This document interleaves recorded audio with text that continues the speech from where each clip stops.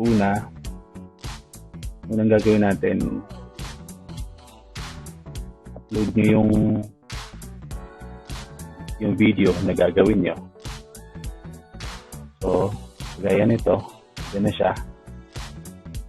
So, ito na yung original. So, duplicate lang natin siya. So, sa pag-duplicate guys, press nyo lang yung Alt sa keyboard nyo. Tapos, drag nyo yung object. Tapos, bitawan nyo. Ayan. Ito na yung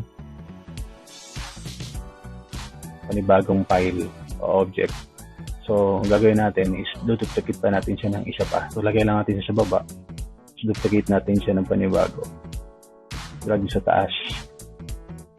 So, Alt plus right click lang.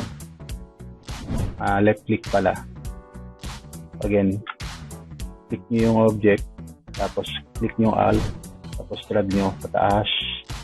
Tapos, bitawan nyo yung Alt at saka yung mouse nyo.